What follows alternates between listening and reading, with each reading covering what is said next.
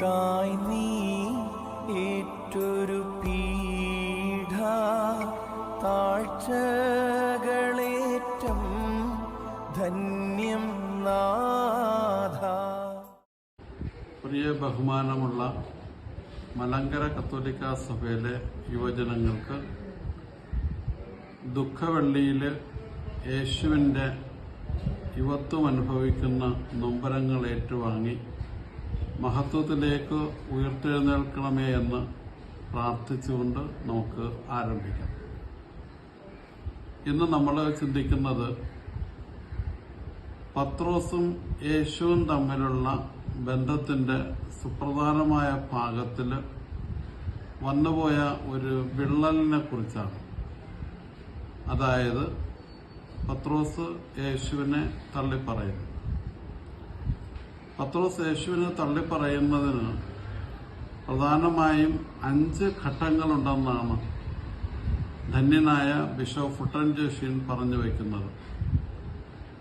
സുവിശേഷങ്ങളുടെ പിൻബലത്തോടുകൂടി നോക്കുമ്പോൾ ഈ തലങ്ങൾ വളരെ വ്യക്തമായി നമുക്ക് കാണപ്പെടുന്നു. ഒന്നാമതായി, പത്രോസിന്റെ പതനത്തിന് കാരണം പത്രോസ് പ്രാർത്ഥന ഉപേക്ഷിച്ചതാണ്. ഈശോ 3 പ്രാവശ്യം അവരോട് ആവശ്യപ്പെടുന്നു, നിങ്ങൾ പ്രലോഭനങ്ങളിൽ അകപ്പെടാതിരിക്കാൻ ഉണർന്ന് പ്രാർത്ഥിക്കുമെന്ന്. ഉണർവും പ്രാർത്ഥനയും അവരിൽ നഷ്ടപ്പെട്ടു പോകുന്നു. രണ്ടാമതായി സംഭവിച്ചത്,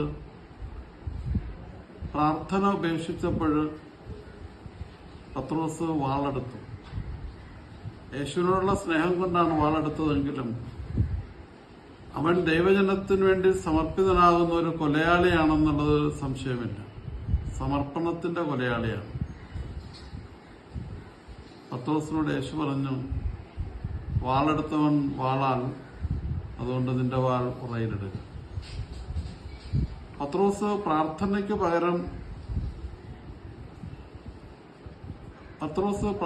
പകരം വാളിനെയാണ് ക്രമീകരിച്ചത്. പ്രാർത്ഥന മാറ്റി പകരം വാളാക്കി. അങ്ങനെ വാളായതുകൊണ്ടാണ് പത്രോസിന് യേശുവിന്റെ ശിഷ്യത്വത്തിൽ നിന്നും വല്ലാത്തൊരു മാറ്റം, ഒരു കുറവ് സംഭവിക്കുന്നത്. മൂന്നാമതായി, പത്രോസ് യേശുവിനെ പിടിച്ചുകൊണ്ടു പോകുമ്പോൾ ദൂരെ കൂടെ അകലം പാലിച്ച് പുറം കയ്യും കെട്ടി നിനക്ക് വന്നതിന് എനിക്കെന്ത് എന്നൊരു ഭാവേന നടക്കുന്ന പത്രോസ് നമ്മൾ കാണുന്നുണ്ട്. അപ്പോൾ പ്രാർത്ഥന ഉപേക്ഷിച്ചു, വാളെടുത്തു, ഇപ്പോൾ അകലം പാലിക്കുന്നു. ഇത് ശിഷ്യത്വത്തിന്റെ 3 ഘട്ടങ്ങളെന്ന് വേണമെങ്കിൽ പറയാം. ഒരുപക്ഷെ ഇന്ന് ക്രിസ്തീയ ജീവിതത്തിലുണ്ടാകുന്ന പ്രതിസന്ധികളുടെ മറ്റൊരു രൂപമാണെന്നും നമുക്ക് പറയാൻ സാധിക്കും. അപ്പോൾ ദൂരെ കൂടെ അനുഗമിച്ച പത്രോസ് 4ാമത് കാണിക്കുന്നത് വല്ലാത്തൊരു രംഗമാണ്. അത് പത്രോസ് ശത്രുക്കളുടെ അടുക്കൽ പോയി അവരോടൊപ്പം ഇരിക്കുമ്പോൾ പത്രോസിന്റെ മുഖം കാണാതിരിക്കാൻ വേണ്ടി പത്രോസ് തലയിലെ തലമുണ്ട് കുറച്ചുകൂടെ നേരെ മുമ്പോട്ട് നീക്കിയിട്ടു. പക്ഷെ എതിരെയിരുന്ന മനുഷ്യൻ കണ്ടു ഇത് പത്രോസാണ്. പത്രോസ് ലോകസുഖത്തിന്റെ തീയും കാഞ്ഞിരിക്കാൻ പോയി. ഇതാണ് പത്രോസിന് വന്നു പറ്റിയ വല്ലാത്തൊരു 4ാം ഘട്ടം എന്ന് പറയുന്നത്. അപ്പോൾ പത്രോസിനെ കണ്ടപ്പോൾ ഒരു വേലക്കാരി വീണ്ടും ചോദിച്ചു, നീയും അവന്റെ ശിഷ്യനിൽ ഒരുവനല്ലേ? പത്രോസ് ആണയിട്ട് ശപിച്ചു പറഞ്ഞു, നീ പറയുന്ന നസ്രായനായ യേശുവിനെ എനിക്ക് അറിയില്ല എന്ന് പറഞ്ഞു. അപ്പോൾ പത്രോസിനെ കണ്ടപ്പോൾ ഒരു വേലക്കാരി വീണ്ടും ചോദിച്ചു, നീയും അവന്റെ ശിഷ്യനിൽ ഒരുവനല്ലേ? പത്രോസ് ആണയിട്ട് ശപിച്ചു പറഞ്ഞു, നീ പറയുന്ന നസ്രായനായ യേശുവിനെ എനിക്ക് അറിയില്ല ഇതാണ് പതനത്തിന്റെ 5-ാം ഘട്ടം. ഈ 5-ാം ഘട്ടത്തില് പത്രോസ് പറഞ്ഞ വാക്കുകൾ ഇതാണ്: നീ പറയുന്ന നസ്രായക്കാരനായ യേശുവിനെ എനിക്കറിയില്ല. അപ്പോൾ യേശുവിനെ തള്ളിപ്പറയുന്നു, ആണയിടുകയും ശപിക്കുകയും ചെയ്തൊന്നുകൂടി തിരുവചനം രേഖപ്പെടുത്തുന്നു. അതായത് പത്രോസിന് ഒരു ബന്ധവുമില്ല എന്നുള്ള മട്ടിലാണ് പത്രോസിന്റെ പോക്ക്. ഈ 5 ഘട്ടങ്ങളും ക്രിസ്തുവിന്റെ ശിഷ്യർ എന്ന് പറയുന്ന നമ്മളിലും ഉണ്ടാകാം. ഇന്നത്തെ അത്യന്താധുനിക ലോകത്ത് പ്രാർത്ഥന എന്തോ കുറവാണെന്നും തെറ്റാണെന്നും ദൈവഹിതം നടപ്പിലാക്കേണ്ട കാര്യമില്ലെന്നും സ്വന്തം കാര്യങ്ങൾ മാത്രം നോക്കിപ്പോയാൽ മതിയെന്നുമൊക്കെ ചിന്തിക്കുന്ന ഒരു യുവത്വമുണ്ട്. അത് പുറമേയുള്ള യുവത്വമല്ല, മനസ്സിന്റെ ഉള്ളിലുള്ള ഒരു യുവത്വം. അപ്പോൾ അങ്ങനെ ചിന്തിക്കുന്ന ആളുകളുമുണ്ട്. അങ്ങനെ ചിന്തിക്കുമ്പോഴാണ് രണ്ടാമതായി സംഭവിക്കുന്നത്, പ്രാർത്ഥനയ്ക്ക് പകരം വാള് കൊണ്ടുവരുന്നു. വാള് നമ്മുടെ നാവാണ്. നാവിനെ നിയന്ത്രിക്കുന്നവൻ ഭാഗ്യവാനെന്നാണ് പറയുന്നത്. നാവ് ഉത്കൃഷ്ടവും അതേസമയം നികൃഷ്ടവുമാണ്. അപ്പോൾ പ്രാർത്ഥന ഉപേക്ഷിച്ചു കഴിഞ്ഞാൽ അറിഞ്ഞോ അറിയാതെയോ നമ്മൾ വാളെടുക്കുവാനായി നിർബന്ധിതരാകും. കാരണം ക്രിസ്തു ശിഷ്യൻ യേശുവിനോടൊപ്പം യേശുവിൽ വസിക്കുന്നില്ല. അതുകൊണ്ടാണ് അയാൾ വാളെടുക്കുവാൻ നിർബന്ധിതനാകുന്നത്. വീണ്ടും നമ്മൾ ചിന്തിക്കുമ്പോൾ മൂന്നാമതൊരു ഭാഗമുണ്ട്. അതും ക്രിസ്തു ശിഷ്യത്വത്തെ വല്ലാതെ ബാധിക്കുന്ന ഭാഗമാണ്. ഒരു നിസ്സംഗതാ മനോഭാവത്തോടുകൂടി മുന്നോട്ട് പോകുവാനുള്ള ഒരു ശൈലി. വെളിപാട് പുസ്തകം പറയുന്നത് പോലെ, നീ ചൂടോ തണുപ്പോ ഉള്ളവനല്ല. ചൂടായിരുന്നെങ്കിൽ തണുപ്പിക്കാമായിരുന്നു, തണുപ്പായിരുന്നെങ്കിൽ ചൂടാക്കാമായിരുന്നു. പക്ഷെ നീ രണ്ടുമല്ല, നീ ഒരു ലുക്വാമാണ്. അതായത് നീ ഒരു മന്ദോഷ്ണനാണ്, നീ ഒരു നിസ്സംഗനാണ്. അപ്പോ പത്രോസിന്റെ രൂപപ്പെട്ട വല്ലാത്തൊരു സംഭവമാണ് നിസ്സംഗത എന്ന ഭാവം. പത്രോസ് അകലക്കൂടെ അനുഗമിച്ചു. യേശുവിന്റെ അടുത്ത് പോലും വരാൻ ശ്രദ്ധിക്കുന്നില്ല, എതിർക്കാൻ ഉദ്ദേശിക്കുന്നില്ല. ജീവനിൽ ഭയമുള്ളതുകൊണ്ട് യേശു പോകുന്നതിൽ നിന്നും കുറെ കൂടെ ദൂരം മാറി പത്രോസ് അനുയാത്ര ചെയ്യുകയാണ്. നിസ്സംഗതാ മനോഭാവം ശരിയല്ല. വിശുദ്ധ ജോൺ 23-ാമൻ പാപ്പ തന്നെ പറഞ്ഞിട്ടുണ്ട്, ഇന്നത്തെ ലോകത്തിന്റെ ഏറ്റവും വലിയ പാവം നിസ്സംഗത എന്നാണ്.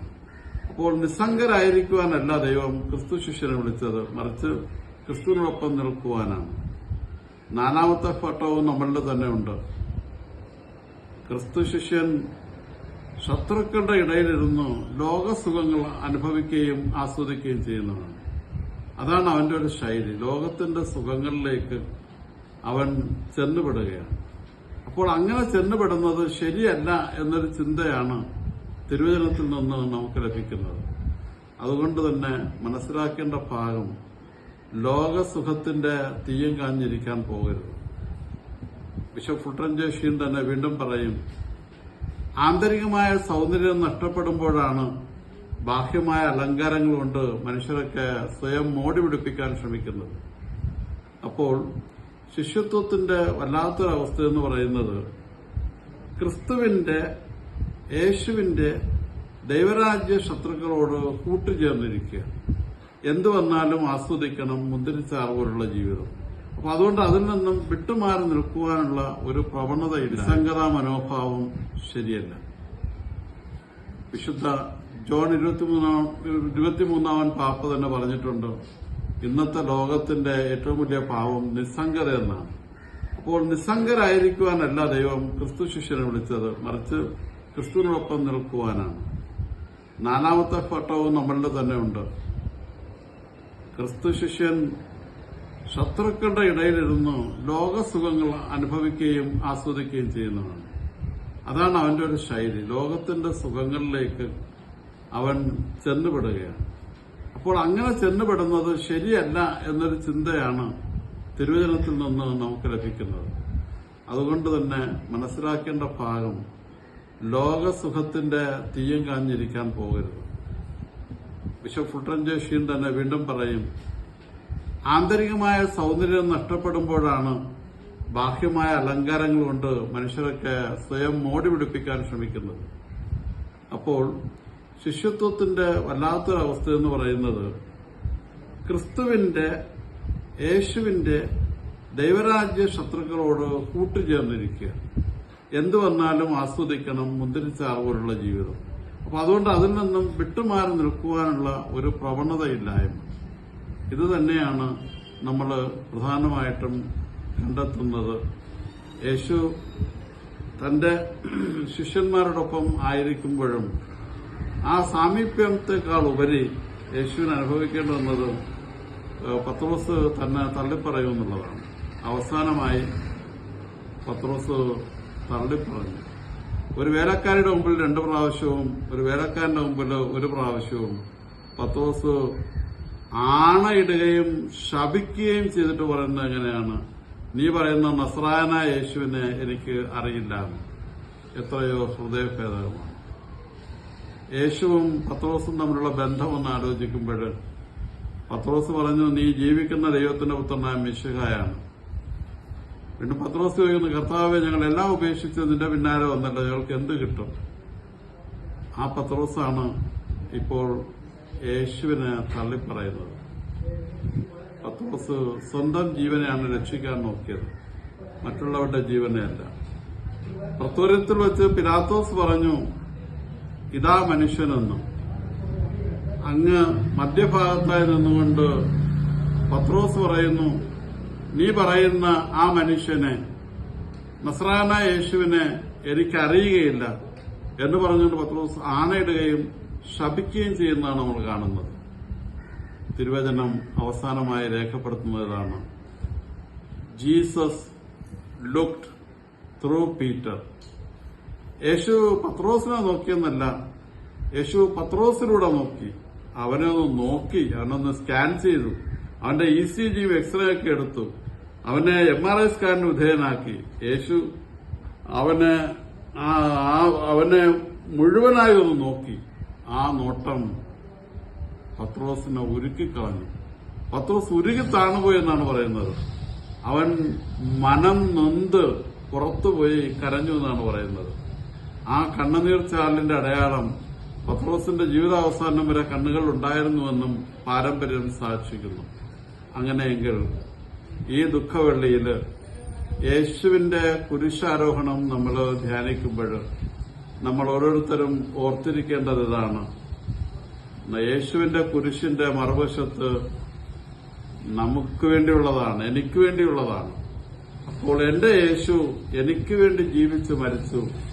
ആ കുരിശുമരത്തിന്റെ മറ്റൊരു ഭാഗമുണ്ട്, ഞാനും യേശുവിനോട് ചേർന്ന് ദൈവരാജ്യത്തിന്റെ നന്മയ്ക്കായി തറയ്ക്കപ്പെടുവാൻ. അതിനുള്ള കൃപാവരം നമ്മൾ ആർജിച്ചെടുക്കുമ്പോഴാണ് നമ്മളുടെ യുവത്വം യഥാർത്ഥമായി പ്രസരിപ്പുള്ളതാകുന്നത്, പൂർണ്ണമാകുന്നത്. ദൈവം നമ്മെ അനുഗ്രഹിക്കട്ടെ. സ്നേഹപൂർവ്വം ഫാദർ നിക്കോളാസ് ടി.